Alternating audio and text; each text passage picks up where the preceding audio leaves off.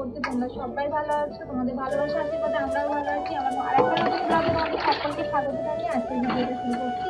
সকাল সকাল কাজ নিয়ে ব্যস্ত, আসলে বাবু স্কুল যাবে, বাবুর আজকেও পরীক্ষা আছে, তাই সকাল করে আমি উঠে পড়েছি। আজকের ব্লগটা আমি এখান থেকে শুরু করছি।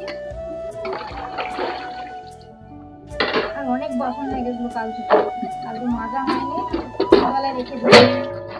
কালকে রাতে রান্না হয়েছিল, রাতের বাসনগুলো ছিল সকালবেলায়, তাই এত বাসন হয়ে গেছে, সব এখন আমায় মাজতে হচ্ছে। আর রাতের বেলায় বাসনটা আমি মাজি না, কারণ ওই দিক থেকে আমাকে এপারে আসতে হয়, আবার অন্ধকার কলতলাটা থাকে, আর আমি একাই থাকি যেহেতু, তাই ঘর থেকে খুব কমই বেরোই। তাই ভাবলাম সকালে একবারে মেজে নেবো। আর সকালবেলাতে আমার তাড়া থাকে, স্কুলে যাবে বাবু, তার জন্য আমি তাড়াতাড়ি করি। আর এত বাসন রয়েছে দেখে তো আমার মাথায় হাত পড়ে গেছে যে কী হবে, তাড়াতাড়ি করতে হবে।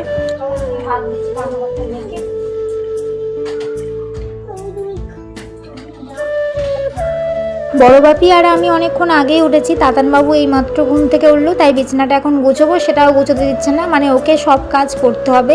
আর বড় বাপি ঘুম থেকে উঠেই পড়াশোনা করছিল, আমি বাসি কাজগুলো সব গুছিয়ে নিলাম, এরপর রান্নাটা বসাবো। আর তাতানবাবু আমাদের একটু পাকা বুড়ো, মানে ও ঘুম থেকে উঠেছে কেউ বলবে না, সব সময় এতটাই বদমাইশি করে। এই যে ঘুম থেকে উঠলো, এখন যতক্ষণ না রাত্রিবেলায় ঘুম পাবে ওর, মানে যতক্ষণ না ঘুমাবে ততক্ষণ ওর দৌড়ঝাঁপ লাফালাফি চলতেই থাকবে।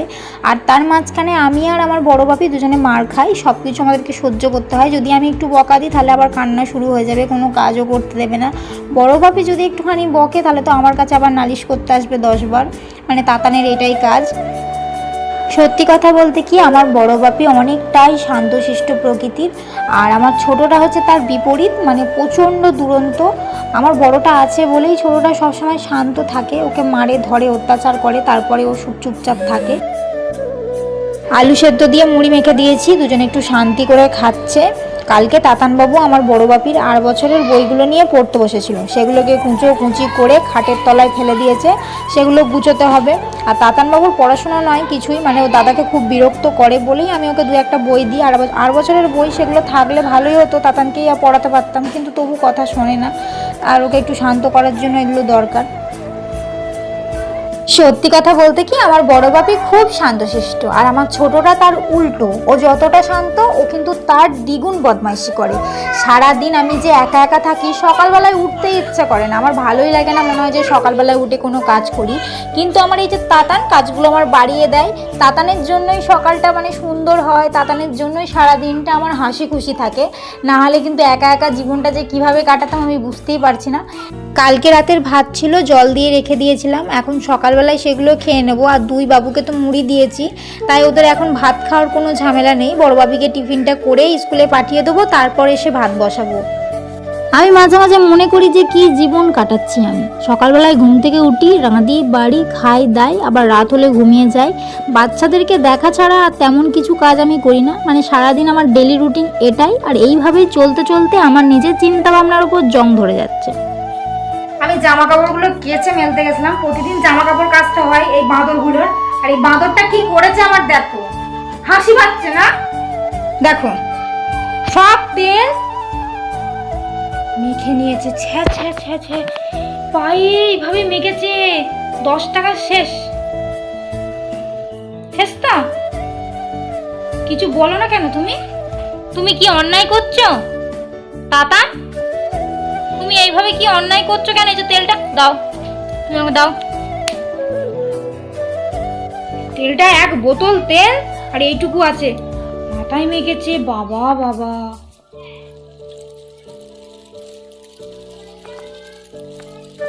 আমি শুধু জামা কাপড়টা মেলতে গেছি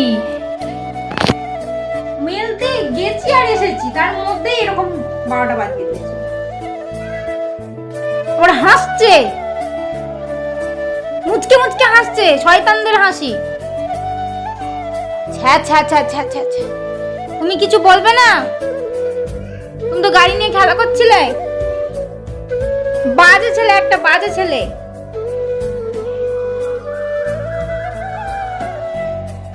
চান করিয়ে দেবো, চলো। করবে? চান করবে?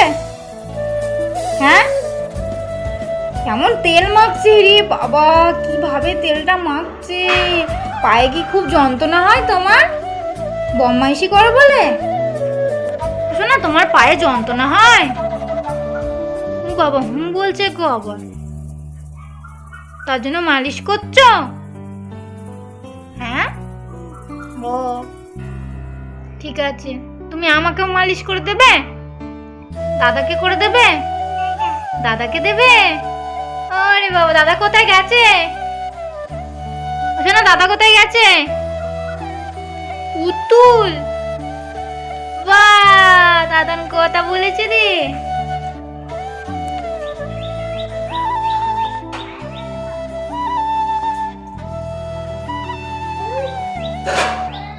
রান্নাটা বসিয়ে দিয়েই সকালে যে বাসনগুলো মেজেছিলাম সেগুলো এখন গুছিয়ে রেখে দিচ্ছি। আসলে আমাদের অত থালা বাসন লাগে না, বাপি আর আমার দুজনের দুটো থালা হলে আর একটা গ্লাস হলেই চলে যায়। আমরা ওই অত সুন্দর করে সাজিয়ে গুছিয়ে ভাত খাই না, মানে ভাতেতেই তরকারি নিয়ে নিই। আর তোমাদের দাদাভাই থাকলে তখনই বাটির দরকার হয়, এখন আর আমাদের বাটির প্রয়োজন হয় না।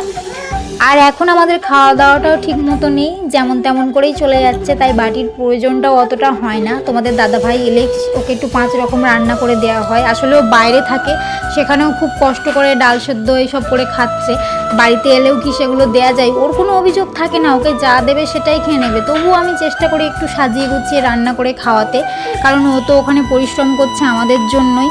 তাছাড়া কি দরকার ওর এত কাজ করার, বাইরে থাকার।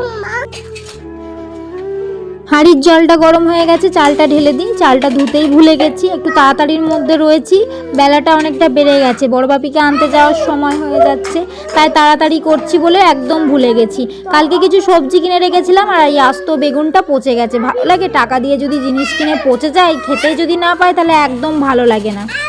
তাতানবাবুর পেটটা ভরা থাকলে আর কোনো ঝামেলাই থাকে না, ওকে যা দেবে ও কি সুন্দর টুকটুক করে খেলা করতে থাকবে। এখন দেখেছো আমার সাথে সবজি নিচ্ছে, আর সেটা এখন কাঁচা কাঁচাই খাচ্ছে। ওর একটা ওইটাই হচ্ছে, মানে খাওয়া ছাড়া ওর কিছু বোঝে না। আর আমার বড়টা এমনই না, ওকে আবার খাইয়ে দিতে হয় জোর করে করে, এই সবজি খাবো না, ওই মাছ খাবো না, এটা খাবো না, ওটা খাবো না। আসলে দুজন দুরকম, একজন হচ্ছে শান্তশিষ্ট কিন্তু খেতে চায় না, আর একজন হচ্ছে বদমাইশ কিন্তু খাওয়া দাওয়ার দিক দিয়ে ঠিক। আজকে দুপুরে রান্না হয়েছে মাছের ঝোল ভাত। আমি এখন ভাত বেড়েছি, ওরা ভাত খাওয়া বাদ দিয়েই স্কুল থেকে এসেই দুজনে দেখো, দুজনেই মানে সেই টম অ্যান্ড জেরি শুরু করে দিয়েছে। আচ্ছা দাদা তো এই মাত্র স্কুল থেকে এলো, ওকে তুই ওরম করছিস কেন? কার দোষ? আর বাবা তুই জামা ছাড়, ভাত খাবি না? তাতান ভাত খাবি না কেন? তুই খাবি না? আচ্ছা তুই খাবি, দুজনকেই জিজ্ঞেস করতে হবে, খাবি? আচ্ছা ঠিক আছে তুই চুপ কর, ও বলবে তুই খাবি। ভগবান, ঠিক আছে ঠিক আছে ওঠো, দুজনে ভাত খাবে, সাথে ভাত বেড়েছি। চলে আমার খিদে পেয়েছে, চলে ঠিক আছে আয় না, আয় চলে আয় তাতান, চলে আয়। বড় বাপি এখন পড়তে বসেছে, ছোটোটাকে নিয়ে আমি বাইরে চলে যাচ্ছি, নাহলেও আবার ওকে পড়তে দেবে না। স্কুলের কিছু হোমওয়ার্ক আছে, আবার স্কুলে ক্লাস টেস্ট পরীক্ষা হচ্ছে, তাই ওর মাথায় এখন অনেক চাপ। এখন মাত্র রাত্রি 8:30 বাজছে, আর আমার ঘরটা পুরো একদম নিঃশব্দ হয়ে গেছে। তার কারণ হচ্ছে যে এই 2 বাঁদর এখন ঘুমিয়ে পড়েছে। আসলে সারাদিন অনেক বাদরামি করেছে, পুরো ক্লান্ত হয়ে পড়েছে, তাই আজকে সকাল সকাল ঘুমিয়ে পড়েছে, ঘরটাও নিঃশব্দ হয়ে গেছে, আর আমি একা বোকার মতো বসে আছি। আজকের ভিডিওটা আমি এখানেই শেষ করছি, দেখাবো একটা নতুন ব্লগে। টাটা বন্ধুরা।